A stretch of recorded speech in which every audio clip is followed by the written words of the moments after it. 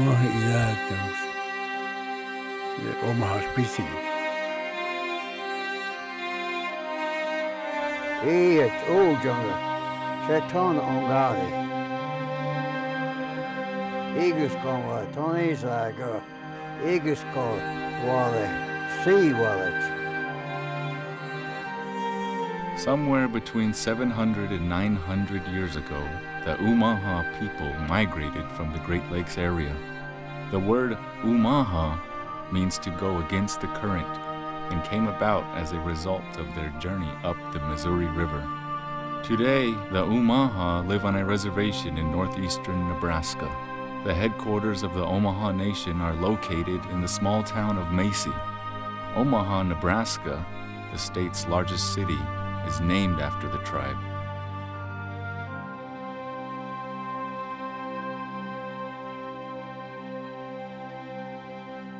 My name is Rudy Mitchell. I'm an enrolled member of the Omaha Indian Nation, member of the Buffalo Clan, and I'm also a great-great-great-grandson of Chief Big Elk, our last traditional historical leader of the Omaha Nation. Our language is so important today. I think not only the Omahas, but other tribal members throughout the United States feel that, without our language, our culture is going to die. My understanding, there's probably less than a dozen fluent tribal members today. I was born at Winnebago, Nebraska, at the Winnebago Indian Hospital on March 13th, 1935. And I lived most of my life on the reservation till I was old enough to go into service, and I've been off a few years since then. And then most of my life's all been spent here on the reservation with the Omaha Tribe. From what I understood, there was like 400 different Native American languages, and I think less than 40 are spoken today. My kids were born here in Omaha, and then I raised them here. And Omaha Tonga, the top sky, Ugashiba. The language tells so much of our culture, our traditions and ritual, our songs. That's just telling these ladies that I've seen a lot of changes in my people, in our traditions. It's not the same. We're losing everything. I don't know, I hate to see this. I know this is what my old people were worried about. We were going to try to preserve some of this heritage, which we really need, Omaha needed. We were a well-known tribe at one time. The Omaha language changed in the years, as years went by. The way they used to talk, they don't talk like that anymore. A lot of the words that they say, it seems like they're more slang than anything else. That's what I said, one of these days, they're not going to have it. They're going to wonder why they're not hearing what I'm talking about. And I said, you're going to ask somebody, how come you don't speak Omaha, your language? Because they never grew up like that. We grew up with it. And I was trying to share that with them. You just need to sit down and pay attention and listen. If you don't listen, you're not going to learn. You're not going to be able to see what we're talking about. I've never forgot this language. I often ask my mother where the language come, and she says, she looked up there, she says, he gave that to us. So I know that great creator gave that to us. So I never asked no more after that.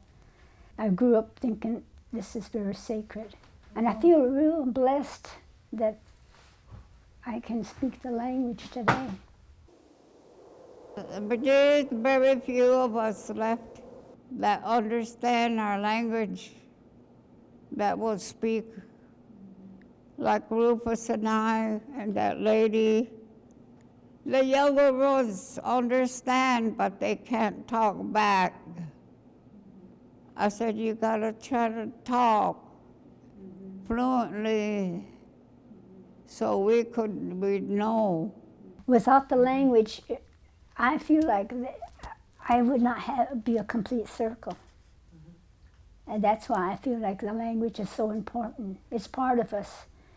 And like I heard somebody say, if you don't have the language, you've lost it all. You're just not there. The Language Conservancy is an organization dedicated to saving indigenous languages. In May of 2017, Wilhelm Maya, the chief executive officer of TLC, met with members of the Omaha Tribe to discuss their joint efforts. Omaha is a Siouan language. That is to say, it belongs to the Siouan language family, and the Siouan language family is one of the largest geographically in the United States. It extends from the mouth of the Mississippi all the way up through the Mississippi Valley and into Canada. So if you can imagine what the Louisiana Purchase looked like on a map, that's kind of what the Siouan language family distribution looks like as well. The Omaha language is, has always been an important part of that language family. This was a language that was first documented in the early 1800s.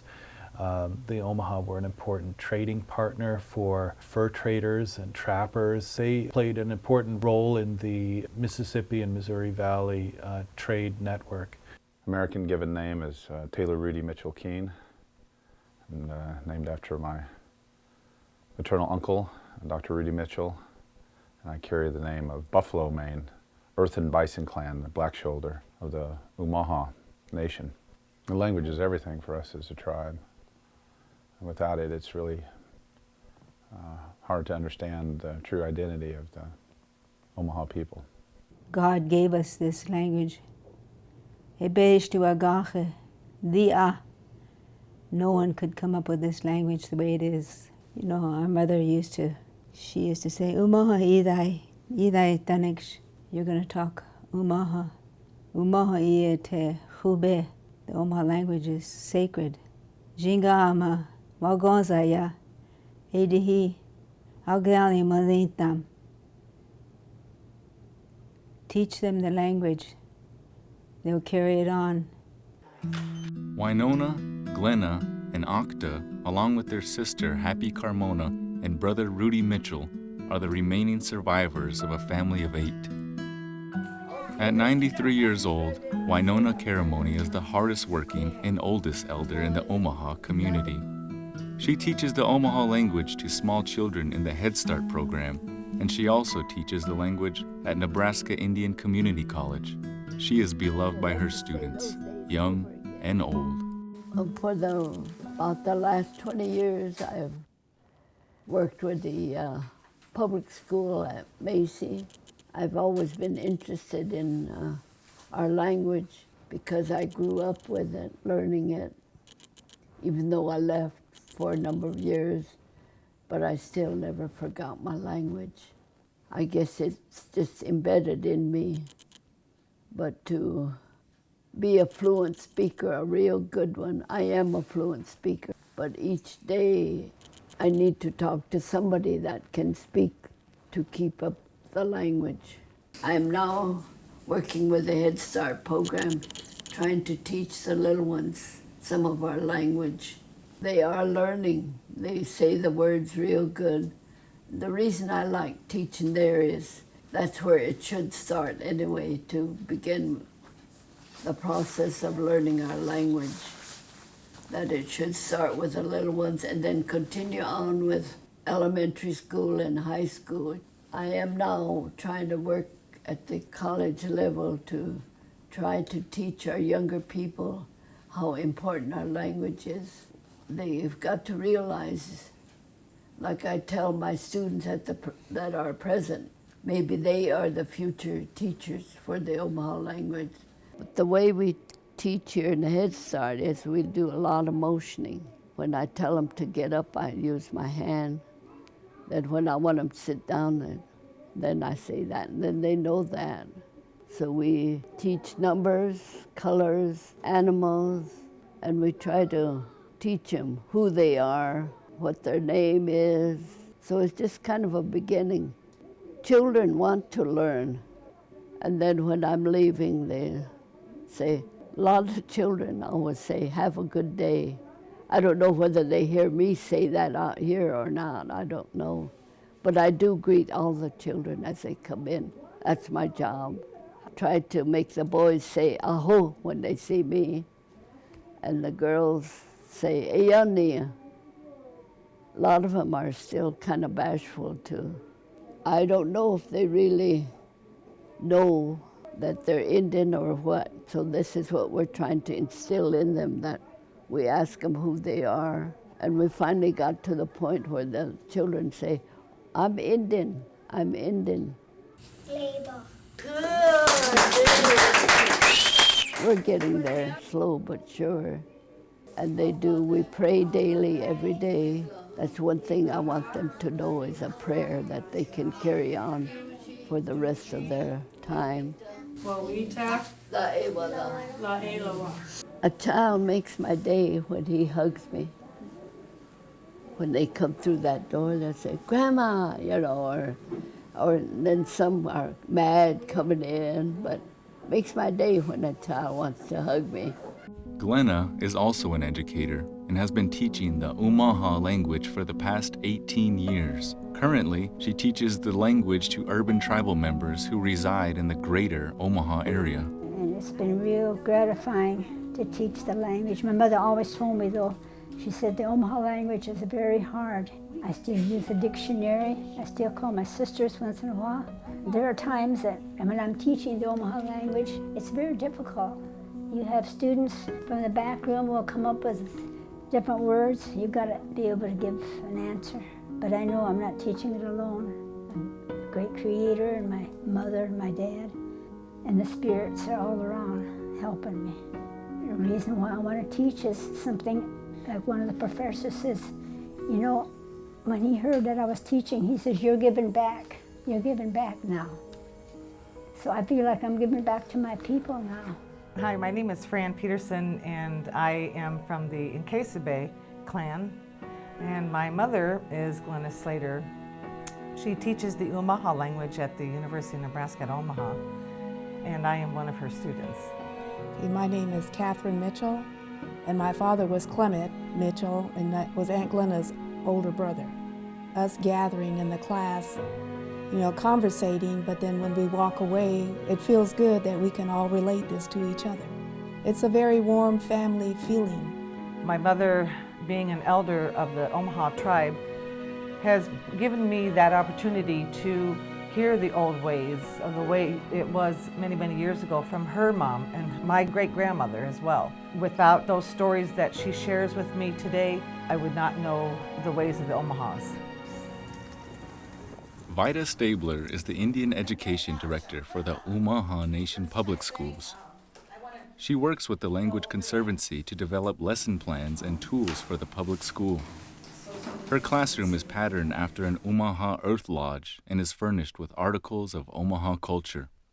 Rufus White works with Vida and assists in the language program as a fluent speaker. When I first came here, there was no textbook to go to. There was no book talking about our culture other than some of the well-known ones like Omaha Tribe Volume 1 and 2, but to turn something into a usable format for classroom use every day, because that's the way public schools are. Every day you can count on students walking through your door. I guess in my job I've had to be a student, a teacher, a documenter, a recorder. I was always a student with the elders, and they're my teachers, my relatives. I listened to them and I would find out from conversation what would be the things that would be important. Kind of like our Omaha Ushkonte, you know, our Omaha ways. What's the important things to teach about our Omaha Ushkonte?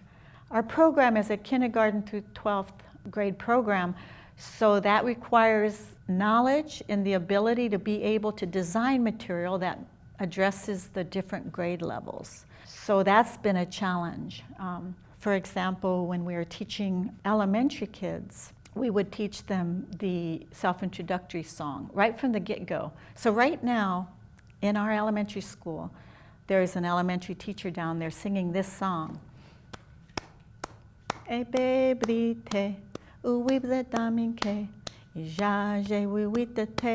then that child learns to say their name. Now, with all of them though, including up to 12th grade. The best way to learn language is through interactive, activity-based, and around situations. If you can create that type of environment, a cultural environment with language, then that's the ideal. Another beloved member of the Omaha Tribe is Alice Sanssouci, who made her journey to the Creator in 2015. Alice Sanssouci was raised monolingually in the Omaha language and earned her degree from Nebraska Indian Community College, where she served as director of the Omaha Center of Excellence. Alice and Dr. Artis Eschenberg created a comprehensive book of the Omaha language, 500 plus verbs in Omaha.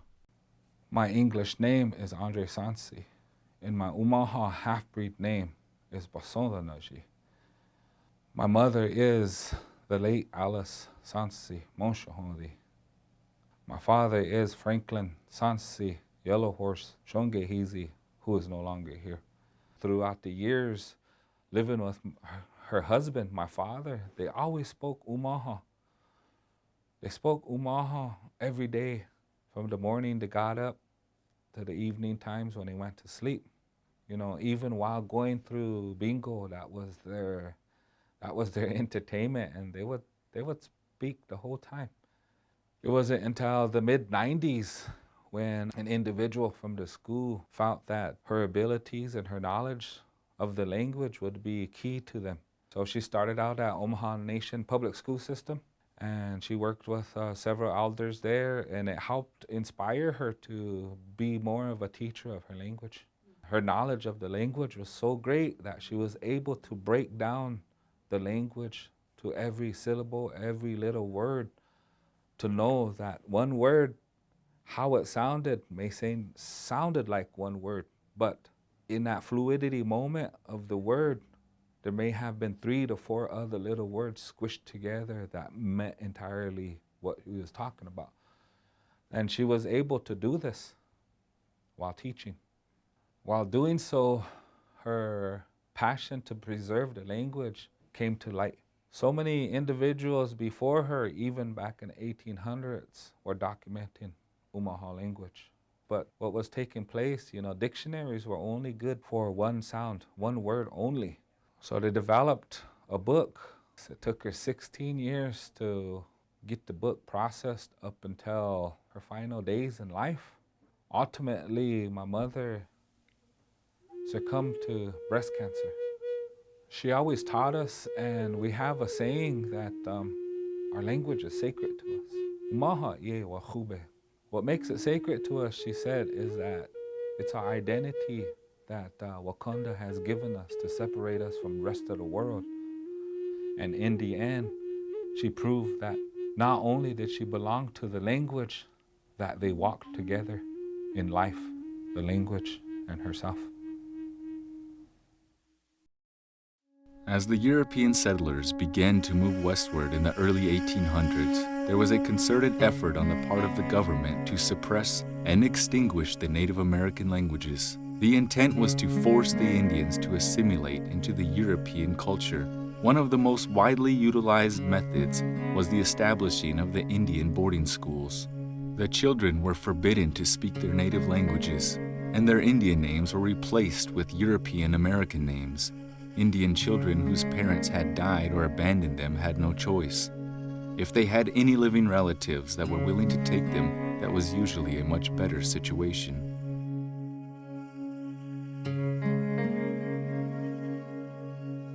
Hello, my name is Sydney Bird. I am Omaha, and I come from the Dapa clan.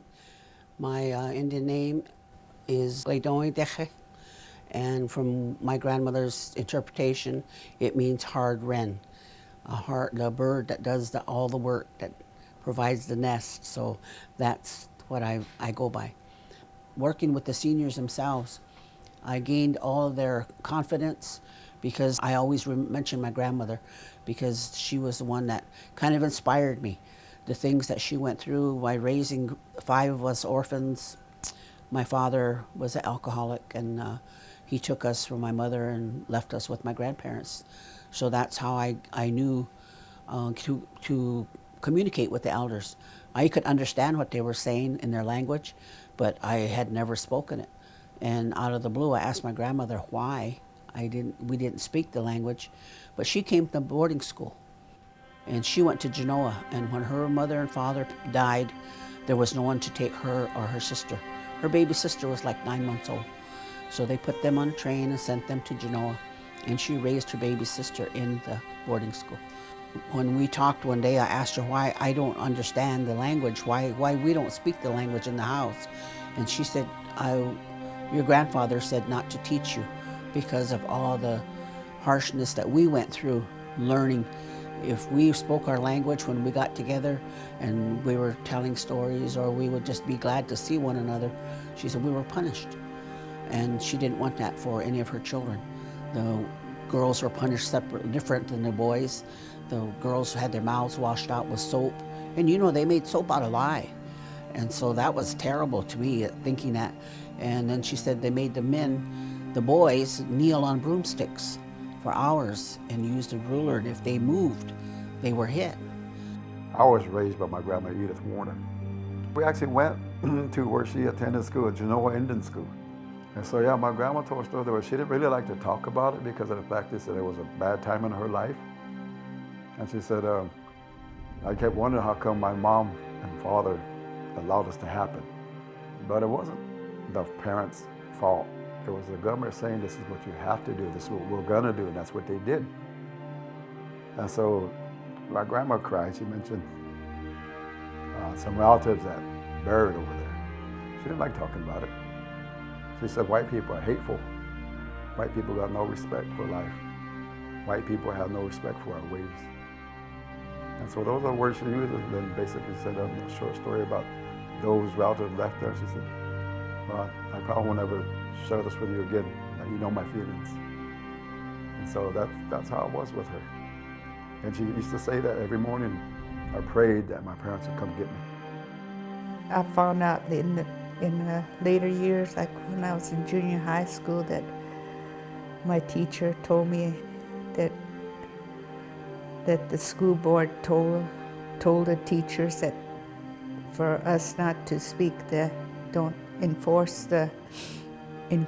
the Indian children to speak their language. We want them to forget it, so don't bring it up.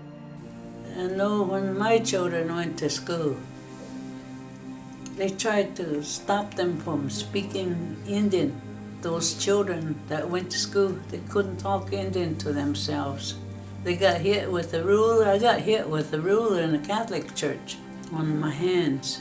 And that's the way our children were treated too at the school here in Macy, the principal. My husband used to get really angry, you know. All of us Omaha boys that went from here, we used to all congregate together in a bunch. We still talk our Omaha language. And matron happened to find out why we wasn't learning English too well, because we was all together after school. We went right back to Omaha language again. That's all we could communicate with each other. So they separated all of us. There's other tribes there, talk different lingo than we do. And that's how I start picking up English a little at a time. When we came to school, we kind of had a little problem. We said teachers didn't understand us, and we didn't understand her. We said she didn't know what we were talking about, and we didn't know what she was talking about. So they finally sent us home, and they sent a letter with us. My aunt and them got right down and just started teaching us how to speak English. Well, one of those memories that I have is whenever I'd see that train not coming in, but going out, and it was where we could see it. It was south of the girls' building there. We could see it every day going. Well, that was my lonely time. I got lonesome, you know. High school, they used to make fun of us when we talked Indian to each other. And so that kind of ruined everything. I always thought to myself, we should have just went ahead and talked our language and we didn't. I don't know who we were scared of, but Even for those children fortunate enough to have family to take care of them, the conditions on the reservation and in the town of Macy were pretty severe. Being the eldest of the Mitchell sisters, Winona has the earliest memories. The only thing I remember is always living in an army tent. It's the only house I knew growing up till I was about 14 years old. Then the government built these little homes, and they gave us these 2-bedroom homes. From there on, we all grew up in this little bitty house. We were all born and raised on the Omaha Reservation. We were poor, we were happy, and we were healthy. We loved and cared about each other. We didn't have no water, no electricity. Altogether, there was 8 of us, and I was the oldest. And I used to stay quite a bit with my aunt. She was raised by my aunt. Her and her husband owned land. They had plenty. So she's talking about they dressed her and she had food. But because we were so poor that there was times that they had so much food, huh? Yeah. She'd pick up the food and bring it out to us. Leftover. She'd walk over. Through that timber. Our mother walked a lot to the Macy for groceries, and she'd walk and then come back and carry groceries. It just seemed like we were the poorest of the poorest because that's that everybody had a team of horses and cars, but we had nothing. So, and she was small. She was like 2 and 3, and her and Rudy.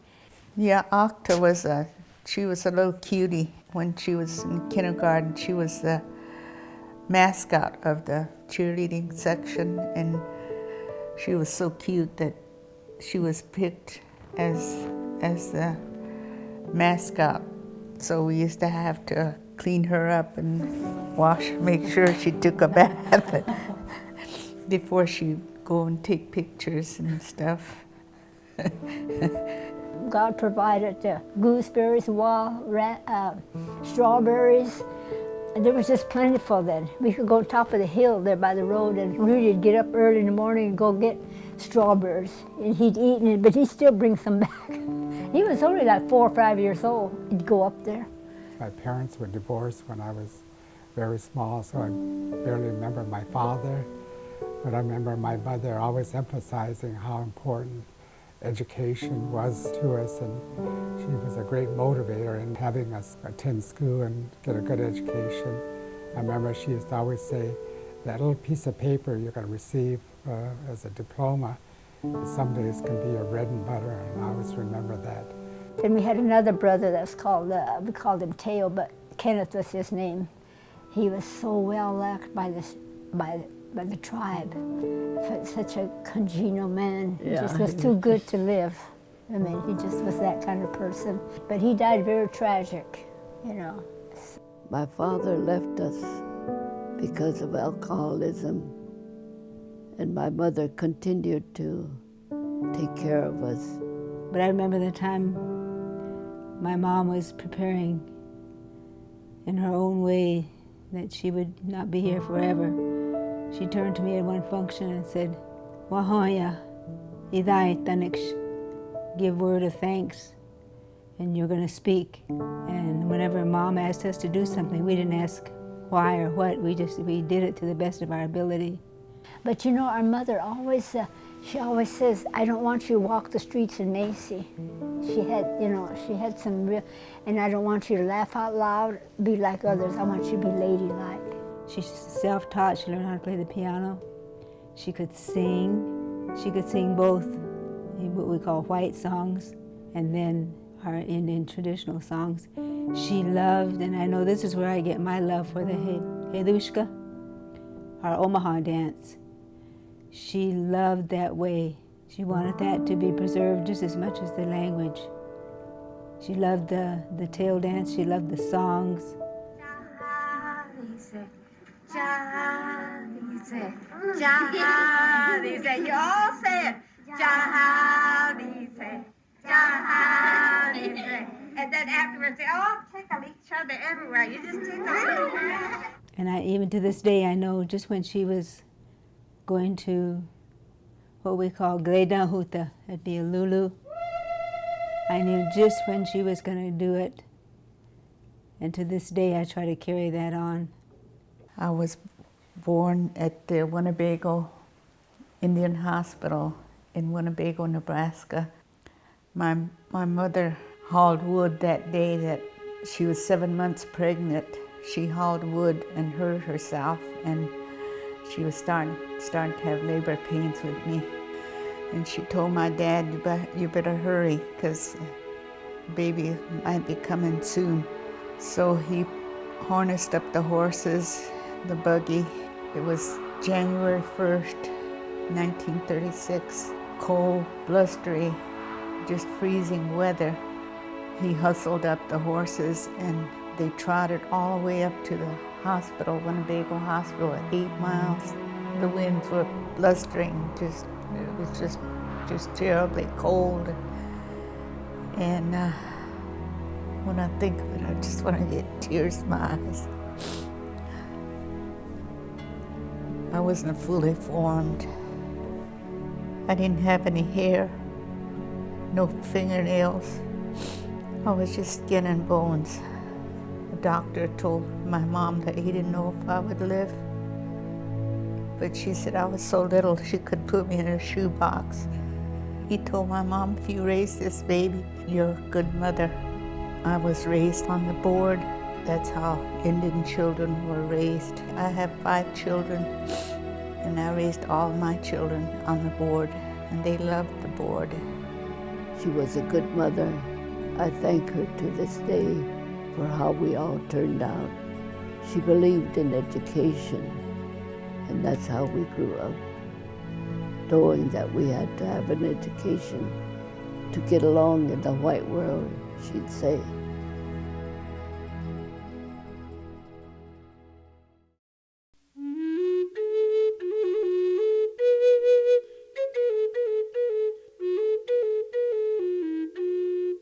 Although many aspects of our culture have been lost and our language is endangered, our Omaha social structure is still intact and many of our customs are still observed. One of the most enduring and colorful examples is our annual powwow, a harvest celebration and an excellent example of the Omaha people's heritage and culture.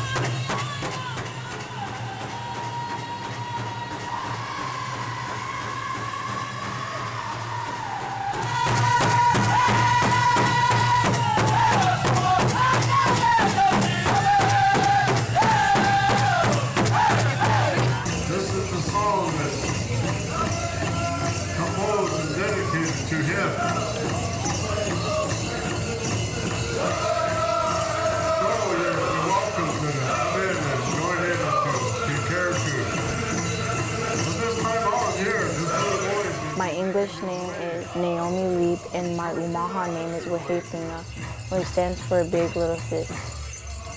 I am 12 years old and learning the Omaha ways.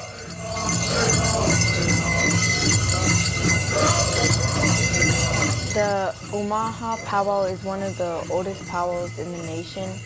All different tribes can travel from all over nation, and it's like a celebration to bring everyone together.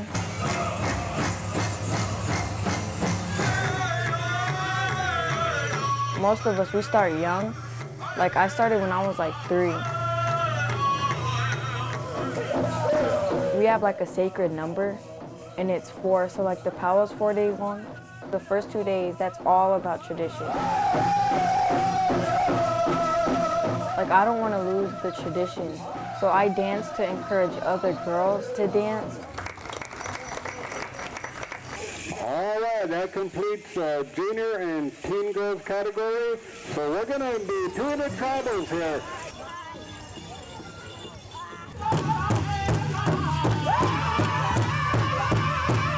I travel a lot to different powwows. Sometimes we go every week.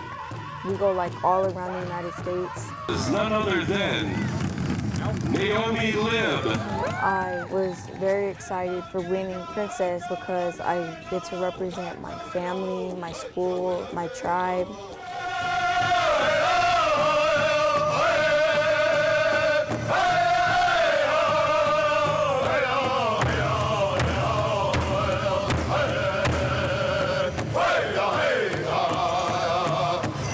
All the powwow kind of got their basis from was based upon how we do things as the Omaha people. So using that big drum and bringing our dancers out there and to enter the arena for the first time too, you got to sacrifice something to be part of it. You just didn't go out there and put an outfit on and go dance. You had to pay your way to be in there. Even with that drum, that's the same way. Those singers, first time going out there, you have to pay for that seat. You know, it's not a right to sit there, it's a privilege, and you have to pay for that. Even the same way that, again, like I mentioned, the dancers coming in for the very first time, they get feathered. Basically, our traditions and stuff have been pretty much kept. The older ones kept them to themselves. The same way they didn't want their kids to be beaten, so they kept the traditions to themselves. But we do have a lot that we retained, and we're still carrying that on, and that's good. And I'm glad that I see a lot of our young ones around the big drum. We just had a powwow the other day.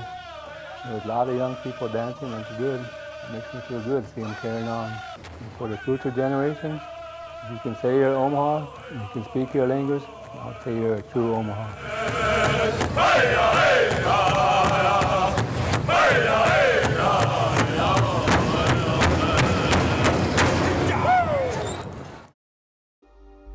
Ungashinu, Earth People. Ishtasanda, Sky People. The social structure of our tribe goes back centuries, and like our language, is one of the elements that holds us together as a people. There are 10 clans divided into 2 groups, the Sky People and the Earth People. The Sky People are responsible for the tribe's spiritual needs, and the Earth People are responsible for the tribe's physical well-being. Our camps are built in a circle called the Hudaka. The Hudaka is when we come together as a tribe historically. We would do it around the full moon in August. The Hudaka is the formation that we would set up our encampment in as a tribe, and where we would sit by tribes and by our separate moieties. In that circle, all of the clans that sit on the northern side are the Sky clans. Inchtasonde, to me that's a reference to power of thunderbirds. Lightning comes from their eyes. When we dance, we will mark ourselves with paint, and that's symbolic of that thunderbird. All the clans on the south side, the earthen clans, Honga Shinu. Some say that term Honga refers to the one that we're all descended from, and it's also one of the earthen clans of the Honga, which was a ceremonial leadership role, and we all had a function within that sacred circle of the Hudaka. The whole structure of our Omaha people, the Sky People, the Earth People, the Hulaga, all those things, they'll say that as a gift from Wakanda. He's the one that passed all this on to the old people way back when. And there's a saying that I heard about when we go into our sweats, and we don't go in there to talk about God, we go in there to talk to Him, because He's with us every day. You know, they say part of us when we're born, the Spirit is given to us because of the Creator. In my clan is a Desinde buffalo clan. Like my clan didn't touch that buffalo tail or baby calves. They call it Wawitaji.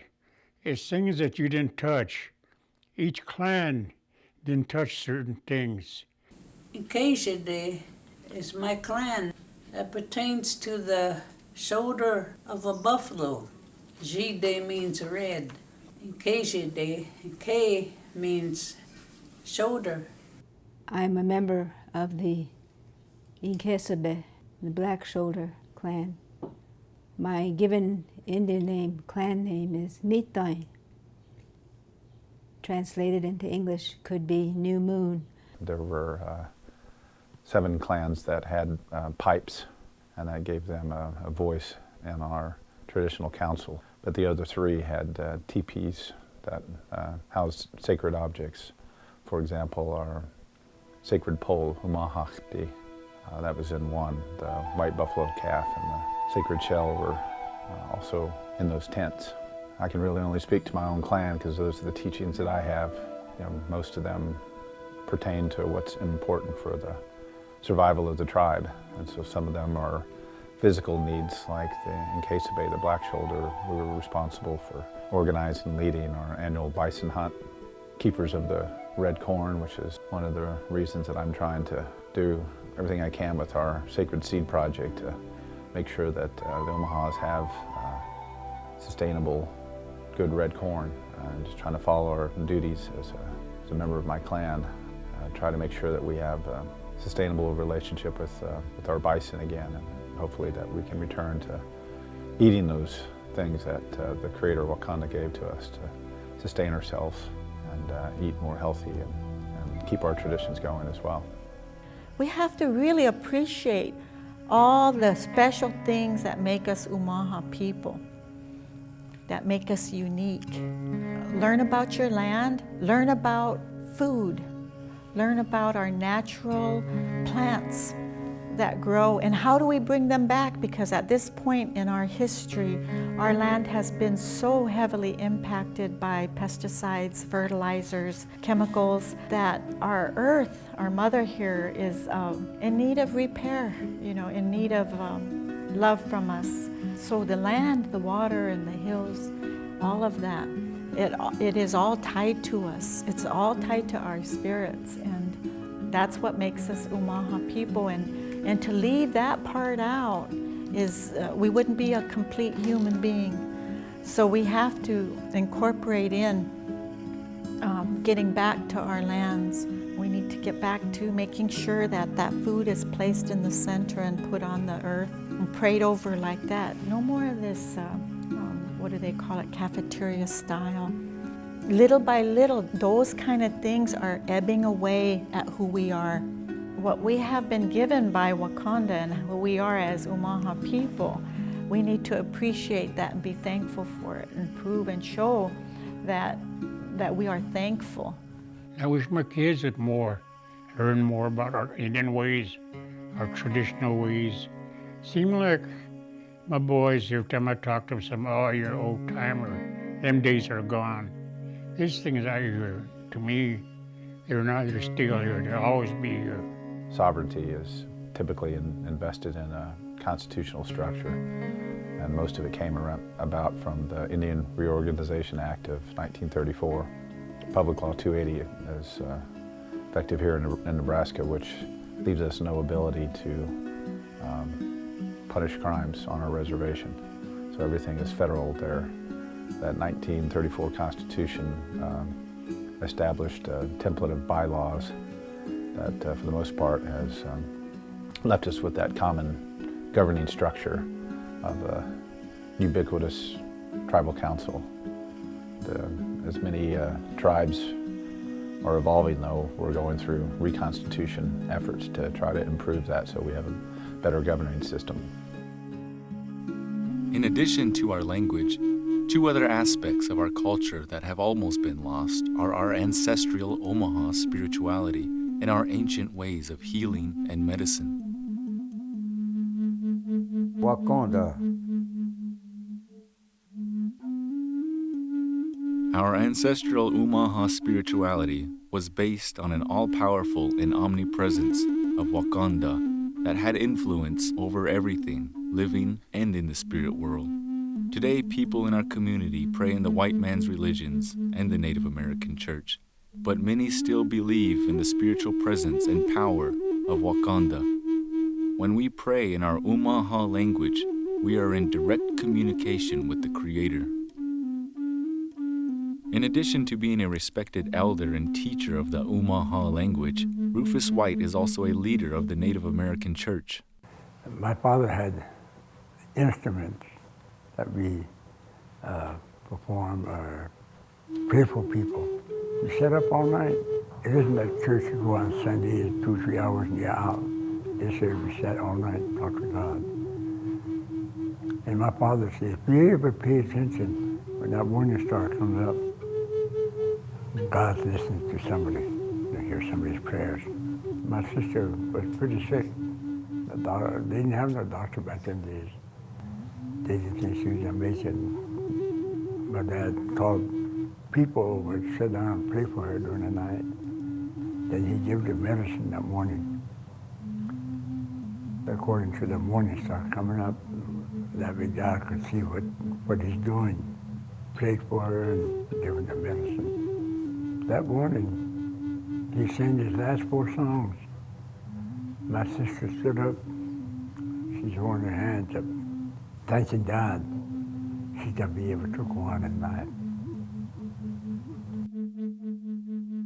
Wakandam laha uda ambawi itandam wilda gaga ula. There was a search away from separated from non-Indian church, and this was consists of all Native Americans. There was UmoNhoN, the Winnebagos, Poncas, Shawns, Sioux, Cheyenne. Well, the way that we look at things as far as religion is concerned, that's another white term for it. But it's our belief in the Creator, which is Wakanda, and He's in our everyday lives.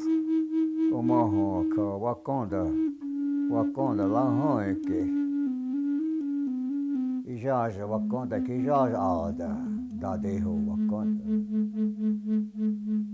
Jileho Wakanda jinga Jesus Juanita Wala era no khube. And that's the way the UmoNhoN addressed the Father God.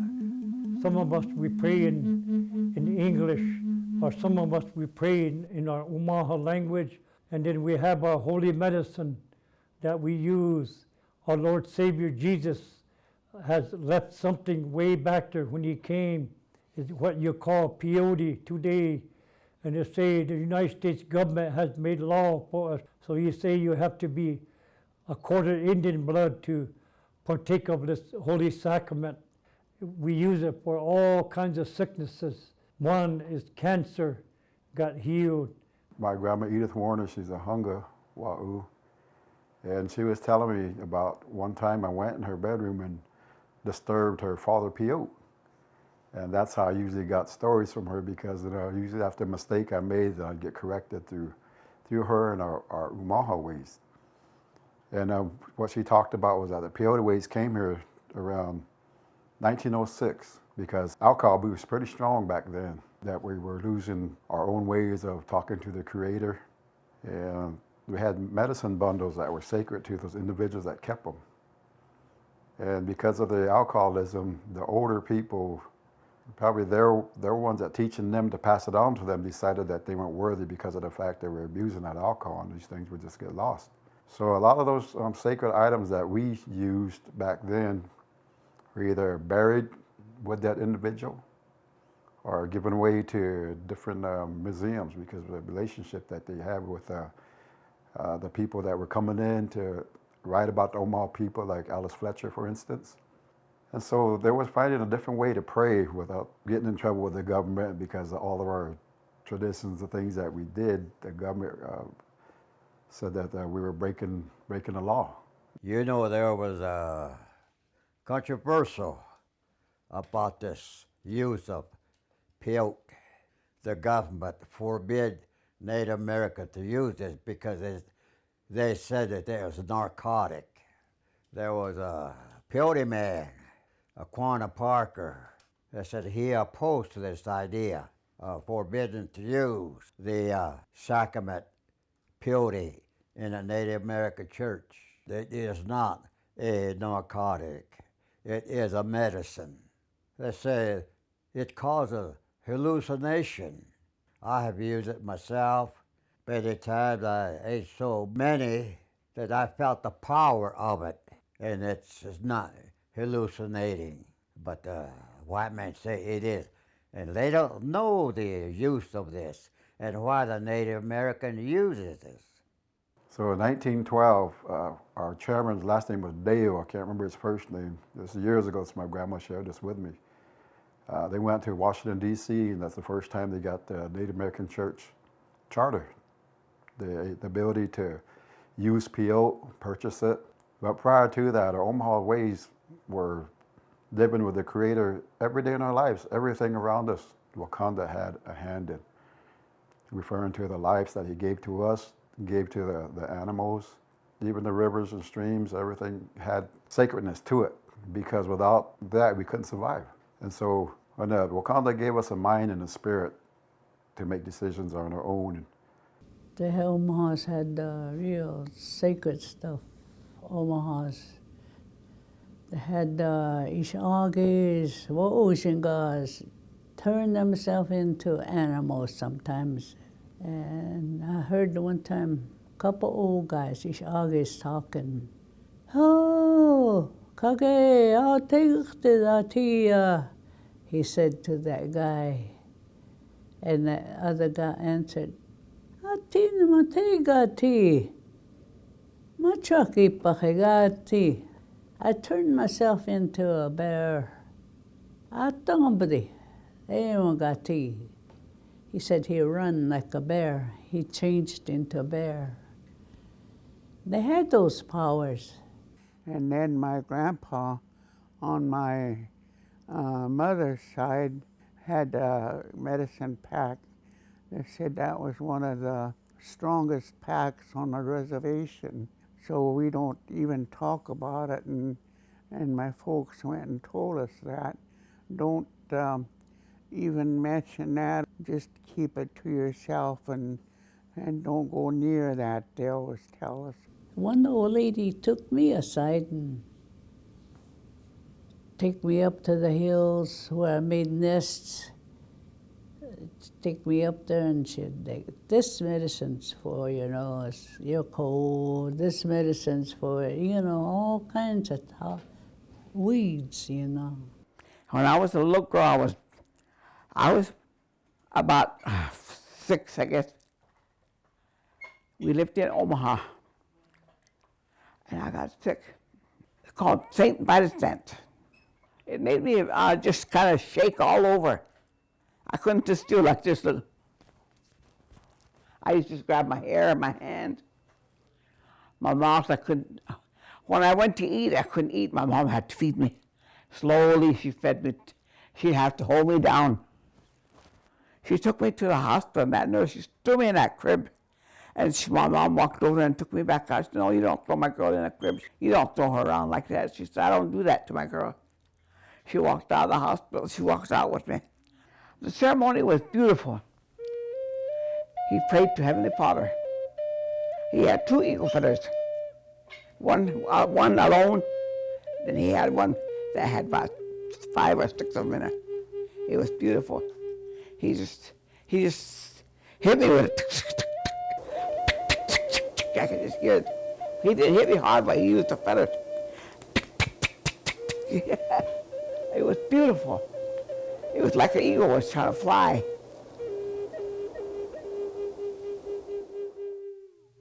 They gave me some pure, the tea. It was strong. My tongue, he said, drink it. I drank all of it up. He said, oh my God. She drank all of it up. After they took me in there, and that morning, ma'am, I walked out. Everybody was so happy that I could walk out after that TV meeting. And so those fireplaces in that medicine healed a lot of people, but so did that big drum. My family was big drum people. That's how we use that big drum to pray. They talk about that big drum being healing. When you come around that drum, they say Ilusha Malinga, that means go around that drum. And our uncles and grandpas say that Adi Kuge Wahugubi Pahongati. This drum was here first. That's our identifier as Omaha people. Around 4 directions of people are recognized that because of the big drum ways, the Hiluska ways. Nowadays you go 4 directions, they call it the powwows, and it's all commercialized, but it all started from here. And we're proud of that fact that other tribes in 4 directions recognize us for that. And through that is always the prayers that come first before we use that drum.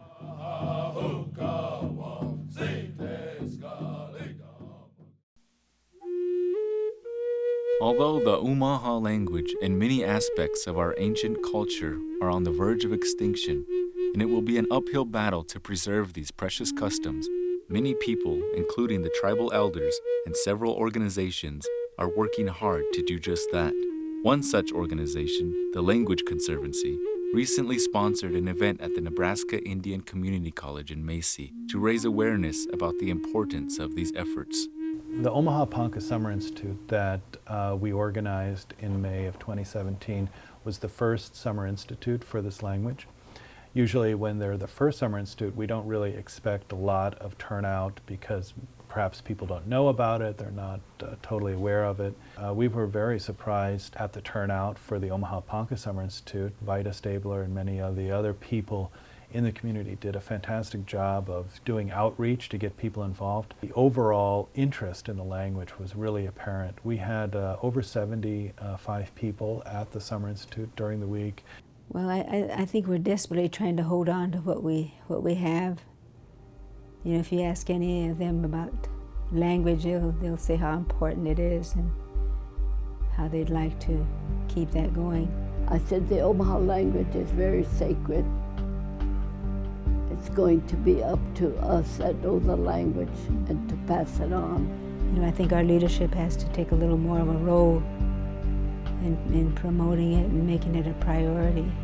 Revitalizing the language is not just about producing materials, but it's actually about creating a movement around the language. That is, getting people excited about language learning, creating multipliers in the language learning process so that parents are teaching kids and young people are getting involved and becoming role models for the teaching and learning of the language. The situation is that it should start at home. That's where that shouldn't have to be taught in school. Our children should come in school and be a participant in that and be able to help the teachers. But today, it's turned around because you look at social media today and how our kids are, bullying goes on because of the fact you're trying to be Omaha. I want to know my language so people know my tribe and where I'm from. She does her assignments and making sure she gets good grades. That's one of the reasons why I learned the language, and to keep the language going so the traditions don't fade away. We've seen, young people, embrace their identity in a way that is contributing to the overall health of the community. We've seen them become parents in these immersion schools. We've seen them become more involved in some of the cultural activities that's happening in their communities. They're even getting involved in technology. They're doing websites in the language. They're writing and blogging and texting. I think some of the parents don't know the language at all, but they're learning it from their own child. So that's always nice to hear. Oh, it's a wonderful feeling, just as I was saying that my grandson, who is probably going on maybe 6, he offered a prayer. And I don't remember teaching him like I did, but he knew it. And he offered grace before we ate. And so I need to step up now again with my kids because they are getting more into what we're losing because I used to come home and say that to their mom. How come I can't even do it in my own home? Because of lack of interest. They'd rather listen to Kid Cudi than me. We also use and develop apps for smartphones. A lot of young people want to have the language, very accessible. So we'll do a dictionary. We'll do learning apps for, learning vocabulary. We'll do other kinds of apps that help create sentences or help support learning of sentences and phrases. I guess it's just it's around the circle now. I'm up in age, but you know what? Age doesn't matter to me. I feel real good, and I said, as long as I can get around and as long as I can teach, I'm going to teach as long as I can. I'm glad I can work with some children, and some, they don't care whether they want to learn or not, but the ones that want to learn, I'll make time for them, I'll make time for them.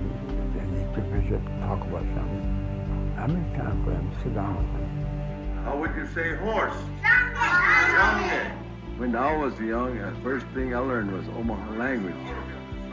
Today, as we see, each child we talk Omaha to, they answer us back in English way.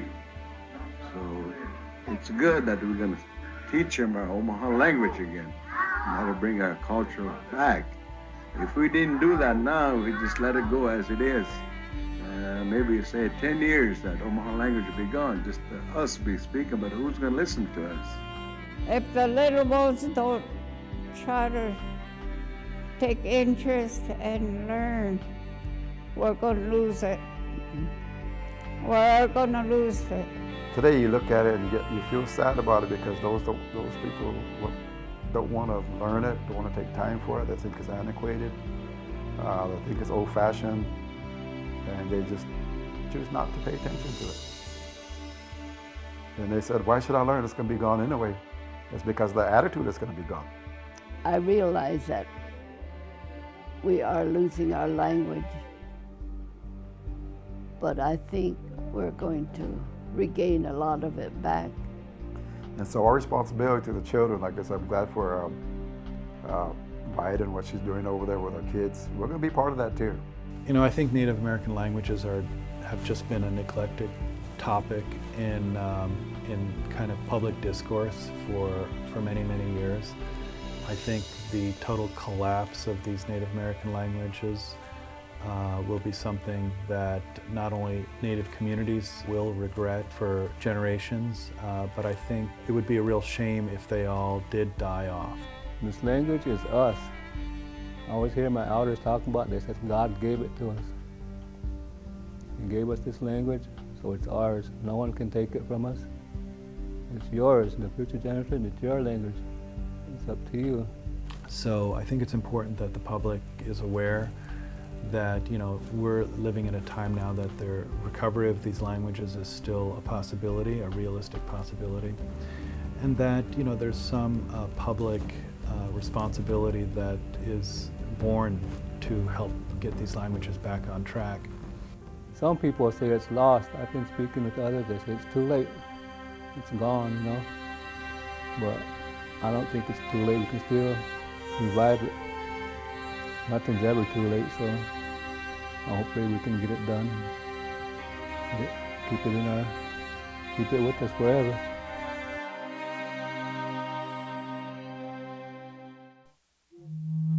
Omaha is the Omaha speaking.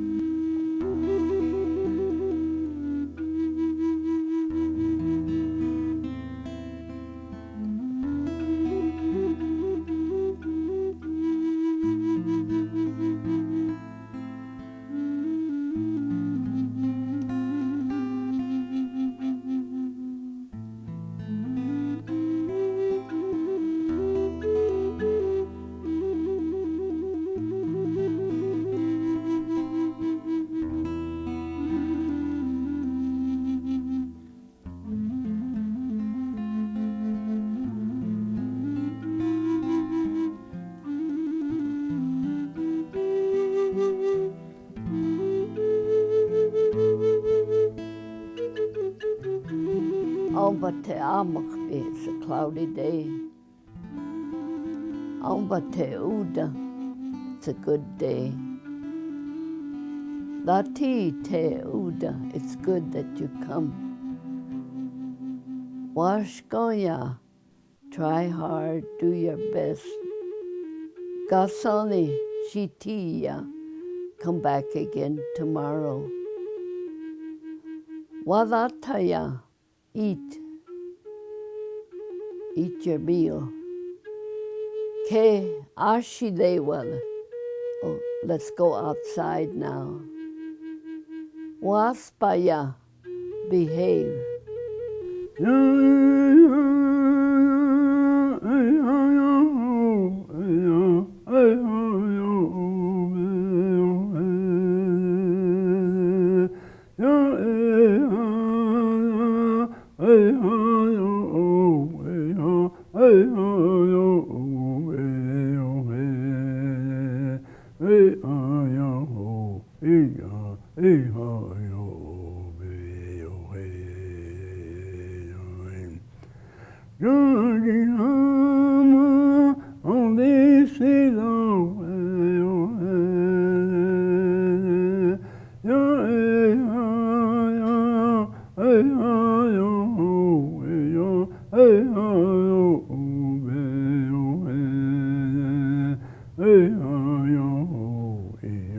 Hey,